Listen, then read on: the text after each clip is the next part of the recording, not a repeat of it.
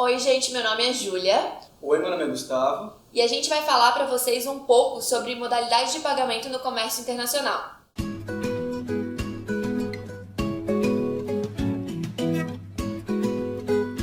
Quando a gente realiza a compra de um produto aqui no Brasil, a gente tem que pagar esse produto.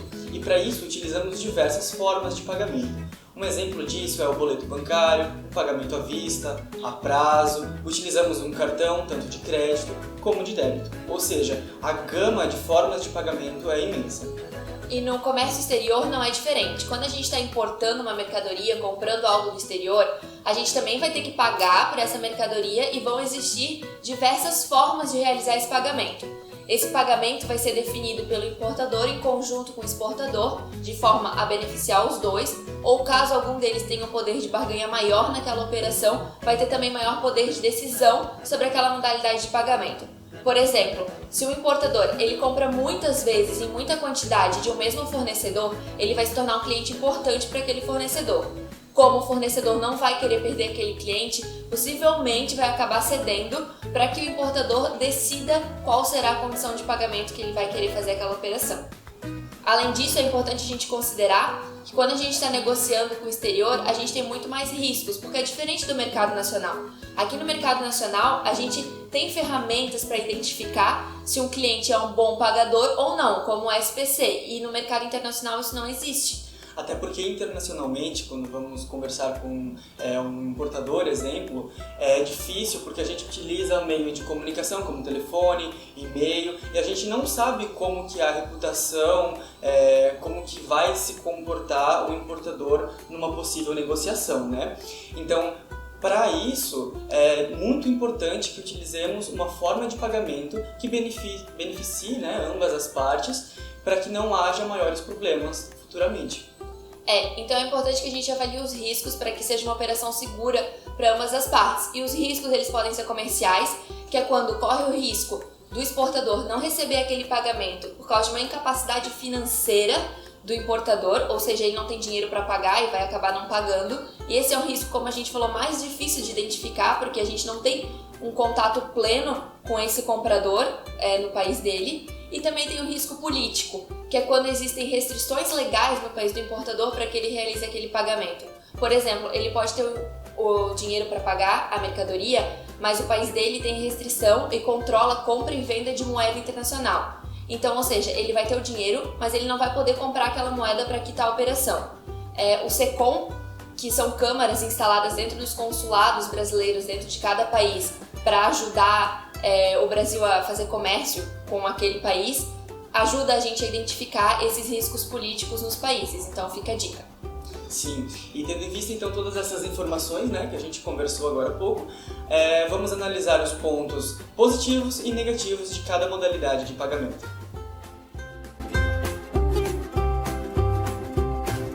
A nossa primeira modalidade de pagamento é o pagamento antecipado. E como o próprio nome já diz, aqui o importador antecipa o valor para o exportador, ou seja, ele vai pagar pela mercadoria antes mesmo dela ser embarcada ou produzida. Com isso, o exportador ele ganha uma grande vantagem, porque ele não vai precisar mexer no seu próprio fluxo de caixa, tendo em vista que o importador já enviou o valor da mercadoria. Com esse valor ele consegue comprar os insumos e fazer a produção do seu produto, né? Para entender melhor essa modalidade de pagamento e todas as outras, a gente vai usar uma legenda, que está aparecendo aqui na sua tela, junto com um passo a passo que vai acompanhar a nossa explicação para facilitar. A gente também vai supor que o importador é brasileiro e trabalha com real, e que o exportador é chinês e trabalha com yuan, e mais que a operação feita em dólar, que é uma moeda conversível. Então vamos começar com o passo a passo da modalidade de pagamento antecipado. Como a modalidade é um pagamento antecipado, a mercadoria ela ainda não foi embarcada, ou seja, a gente não tem os documentos cambiais necessários, que são a invoice e a packing list.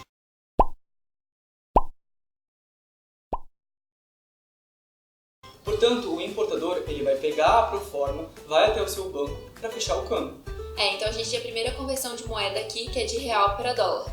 O pagamento ele também pode ser enviado de 3 tipos. Ele pode ser emitido entre bancos, né? De D+0, o pagamento é feito no dia, D+1, o pagamento é enviado um dia depois e D+2, 2 dias depois. Independente do tipo de emissão, a taxa acordada no fechamento vai se manter. Sim, o banco do exportador, ele acaba comunicando a ele que o valor já está disponível para fazer a conversão da moeda. Quando isso é feito, o exportador ele consegue estar enviando os documentos para a nacionalização da mercadoria. Lembrando também que quando fechou o câmbio, o importador recebe um SWIFT do banco dele e envia para o exportador para comprovar que ele pagou, tá? Antes do exportador receber esse dinheiro e fechar o câmbio. O primeiro cenário do CAD é o CAD à vista, onde o exportador antecipa a produção da mercadoria, embarca essa mercadoria e envia ela para o importador sem ainda ter recebido nada por isso. O que acontece é que ele envia os documentos, mas esses documentos só vão ser liberados para o importador depois que ele fizer o pagamento. Após o embarque da mercadoria, o exportador ele vai entregar toda a documentação para o seu banco, que vai emitir um borderô de exportação, que é um protocolo que afirma que toda a documentação foi entregue corretamente. Após esse procedimento, o banco do exportador vai enviar essa documentação para o banco do importador. Quando a documentação chega até o destino, o banco do importador, então, comunica o importador da chegada da documentação para ele se dirigir até o local para fazer a conversão da moeda, para fazer o câmbio, né? O fechamento do câmbio. Então, assim que os documentos chegam, o importador vai ao banco, fecha o câmbio, e quando ele fecha o câmbio e a gente tem a conversão de moeda de real para dólar, é que ele pode retirar esses documentos, só quando ele realiza o pagamento. E aí o procedimento se mantém. Esse pagamento é enviado através de bancos, do banco do importador para o banco do exportador, que comunica o exportador da chegada do dinheiro, que então pode realizar o fechamento de câmbio trocando aqueles dólares para o yuan.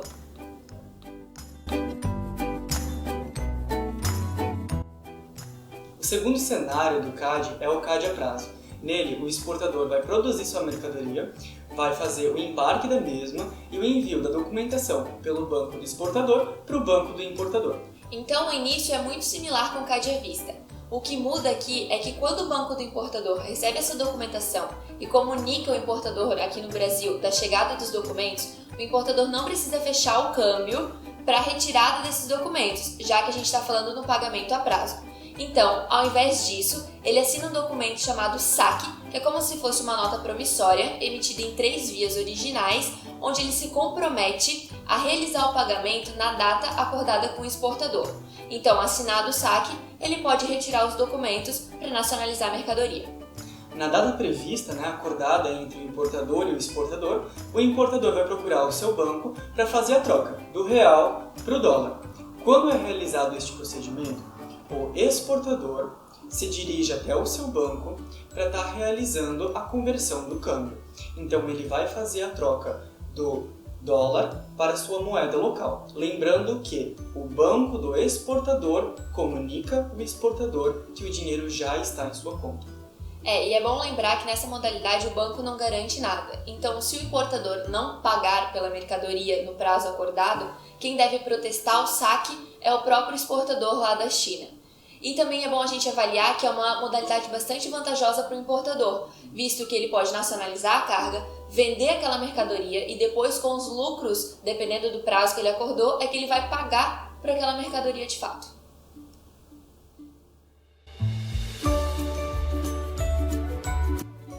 A terceira modalidade de pagamento que a gente vai falar, então, é contra documentos, mas sem o intermédio de um banco. Diferente do anterior, a gente utilizava um banco no intermédio da documentação. Já agora, o exportador ele vai produzir a mercadoria, vai embarcar a mesma e vai enviar a cópia via e-mail para o importador.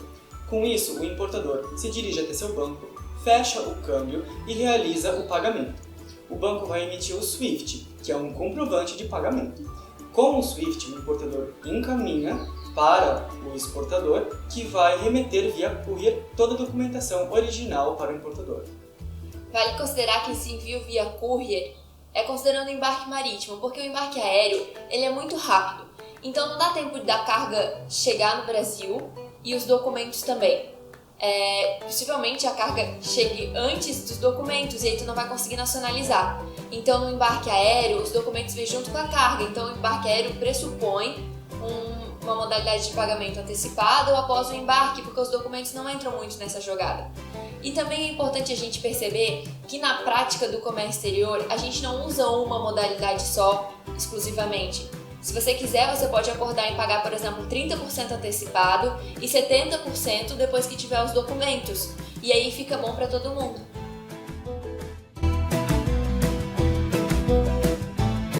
A quarta modalidade de pagamento é a remessa sem saque. Nessa, é o exportador aquele que mais vai possuir risco em toda a operação, porque ele vai enviar toda a documentação original e também toda a mercadoria para o importador. O passo a passo dessa modalidade de pagamento pressupõe que o exportador vai produzir a mercadoria, embarcar a mercadoria e enviar os documentos ao importador simultaneamente. Só quando o importador receber a carga e a mercadoria é que ele vai procurar o seu banco para fechar o câmbio e pagar o exportador. Então, só quando ele tiver posse dessa mercadoria e ela já for dele, então o risco é muito alto. Então, o exportador, recebendo esse dinheiro, também fecha o câmbio com o seu banco. Como já foi dito também, é a modalidade de pagamento que mais apresenta riscos, então, por conta disso, é a menos utilizada. Geralmente, intercompany utilizam elas porque são empresas do mesmo segmento, que fazem diversas transações entre si. A nossa quinta modalidade de pagamento é a carta de crédito. A gente chegou na última modalidade de pagamento e na mais segura para ambas as partes, mas também a mais burocrática e mais cara. Aqui a gente tem a figura de um banco garantindo toda a operação. Isso significa que um banco que aceita fazer uma carta de crédito a pedido do importador, e é sempre o importador que vai abrir uma carta de crédito, ele assume todas as responsabilidades sobre aquela operação, ou seja, ele garante que o exportador vai receber o pagamento pelaquela mercadoria entregue e garante também que o importador vai receber aquela mercadoria dentro das condições acordadas. O primeiro cenário da carta de crédito é a carta de crédito à vista. Basicamente, no passo a passo, o importador vai até o seu banco e solicita a abertura dessa carta com um draft do que vai ser essa operação. O banco avalia esse draft e vê se aceita ou não garantir essa operação. Se ele aceitar, ele torna-se o banco emitente. O banco do importador então envia essa carta para o banco do exportador, que é o banco avisador, que comunica o exportador da chegada dessa carta. O exportador avalia as cláusulas e vê se concorda com tudo. Se o exportador concordar com tudo, tá tudo certo. Mas se ele não concordar com alguma coisa e precisar de correções, o importador quem deve fazer essas correções e deve voltar com um novo draft da carta de crédito para o banco ver se ele ainda vai querer continuar garantindo essa operação. Estando tudo certo, o exportador produz a mercadoria, embarca a mercadoria, pega os documentos originais e entrega para o seu banco na origem, que nesse caso a gente está falando da China, para que esse banco envie os documentos para o banco aqui do Brasil. O banco aqui do Brasil faz uma análise de discrepância dos documentos. Isso significa que ele vai olhar se tudo o que foi acordado inicialmente na carta de crédito foi cumprido. Se não foi cumprido, ele vai voltar para o importador e perguntar se o importador deseja ficar com essa mercadoria. Isso significa que se alguma das condições não foi cumprida, o importador perde a obrigação de adquirir aquela mercadoria e não precisa mais comprar aquilo e nem pagar por aquilo. Se tudo foi cumprido, o importador deve fechar o câmbio, pagar o exportador para ter acesso aos documentos. Esse procedimento vocês já sabem, Ele paga, fecha o câmbio, converte a moeda, o banco do importador envia o dinheiro para o banco do exportador, avisa o exportador para que ele também possa fazer o fechamento do câmbio lá na origem. Uma coisa da carta de crédito é importante a gente lembrar. Caso exija alguma cláusula que precise ser corrigida porque o exportador identifique que ele não vai conseguir cumprir aquilo, por exemplo, um prazo, ele deve pedir antecipadamente para o importador corrigir isso, porque depois, se ele não cumprir, o importador pode não querer ficar com a mercadoria. O segundo cenário da carta de crédito é o a prazo, onde o importador solicita uma carta de crédito ao seu banco. O banco ele analisa a operação e verifica se iria cobrir os riscos da operação. O mesmo também, como anteriormente, tem que ser enviado através de um draft para o banco conseguir verificar e saber o risco da operação. Certo? O banco autorizando essa carta de crédito é enviado para o banco do exportador, que comunica ao exportador para verificar se o mesmo está de acordo também com a carta de crédito. Mesmo estando de acordo, é então feito o embarque da mercadoria e o envio de toda a documentação original através do banco do exportador para o banco do importador. o banco do importador vai verificar se existe alguma discrepância. Caso não ocorra nenhuma discrepância, o banco do importador entrega toda a documentação original que dá posse da mercadoria para o importador. A diferença entre a carta de crédito à vista e a carta de crédito a prazo é que o importador, em vez de fechar o câmbio para conseguir a documentação do produto, ele vai assinar o saque, onde ele se compromete a efetuar o pagamento conforme já acordado com o exportador. Para isso, o importador, então, ele se dirige até o seu banco, realiza o fechamento do câmbio na data prevista junto ao exportador. O banco do importador, então, envia esse valor para o banco do exportador, que também precisa comunicar o exportador para fechamento do câmbio e recebimento do valor. Tá, mas você já se perguntou o que acontece caso o importador não realize o pagamento da mercadoria? Bom, nesse caso, se o importador não pagar pela mercadoria, ao contrário do CAD, quem vai protestar o saque é o próprio banco. Então, se o importador não pagar, quem deve pagar por isso é o avalista, aquele que estava no contrato que a gente falou anteriormente. Se o avalista não pagar, o banco vai pagar esse valor para o exportador, ou seja, garantindo que ele receba o pagamento pela mercadoria que ele embarcou e entregou ao importador.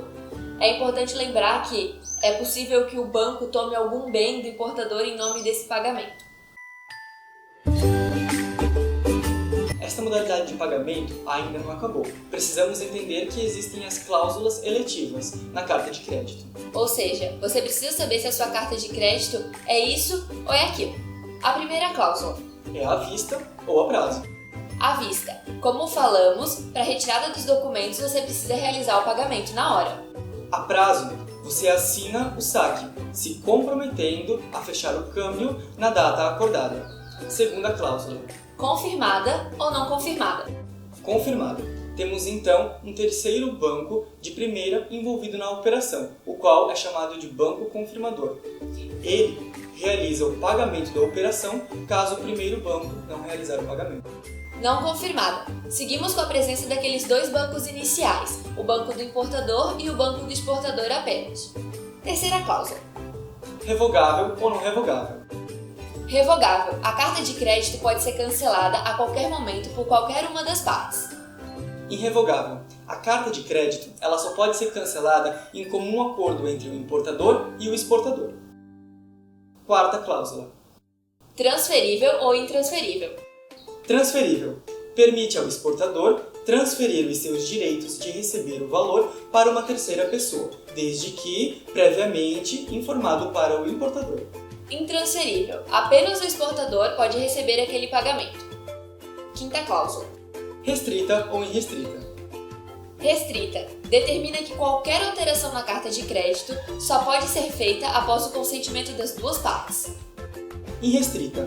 Como é o importador quem solicita a abertura da carta de crédito, ele pode realizar alterações sem consultar o exportador.